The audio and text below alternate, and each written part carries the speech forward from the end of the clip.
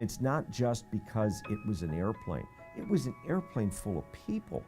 And every one of them, including the airplane, simply vanished from the face of the earth, as far as we know. It's been 1 year since Malaysia Airlines Flight 370 and its 239 passengers disappeared, and it seems like we're still not any closer to finding it. As a pilot, it's just impossible for me to believe that, despite the size of the ocean, that there wouldn't have been one single solitary piece of metal, piece of plastic, a seat cushion, a piece of luggage. Somewhere we've seen nothing. The lack of evidence has caused people to come up with all kinds of theories about what happened, even to this day. In a new book, Jeff Wise, an aviation expert who has appeared on CNN's coverage of the plane, says he thinks Vladimir Putin ordered the plane be hijacked in retaliation to U.S. sanctions against Russia. Some people think it was shot down by a joint U.S.-Thai military operation gone wrong. I find that difficult to believe, because if it had happened, I think someone would have probably said, it was a mistake, but we did it. Others say the plane was hijacked by terrorists and flown to Afghanistan, where all the passengers are being held hostage. It's possible that if they went down low, they could have avoided detection. The trouble with going down low, though, is that the airplane burns a lot more fuel. I don't know if it would have had the range down low to make it. Or that the plane and everyone on board was abducted by aliens.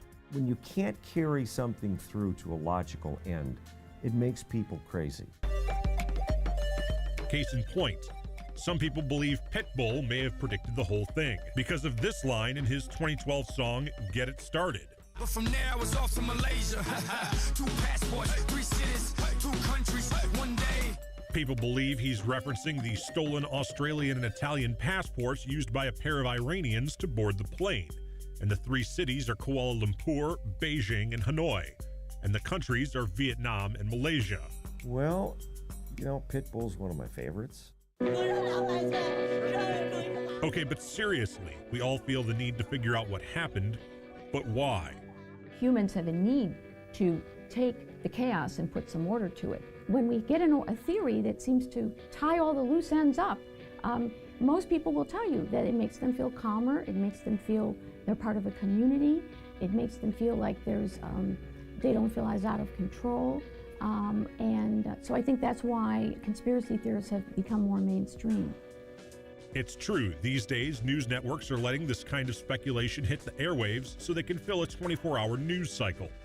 You had very credible anchors on the 24/7 cable outlets reporting these theories as if they were true or had some credibility of truth. Well, you can't take anything off the table yet, and there's a lot of scenarios which still can work, and all of them are, in many cases, difficult to reconcile with the facts. They didn't say it, but the fact that they were even giving time to discussing them on the air, lends a certain credibility. Most people would think, they're reporting on this, there must be something there. Add social media into the mix, and conspiracy theorists have more platforms than ever to spread their message. Clearly, when you're connected, via Twitter or Facebook, and you're communicating, talking to somebody halfway around the world, and you're both agreeing with the same theory, it does make you feel a sense of connection. Despite all the theories, the reality is we'll never really know what happened until the plane and its black box is found. I still think we're looking in the wrong place. And I think that's why we haven't found it.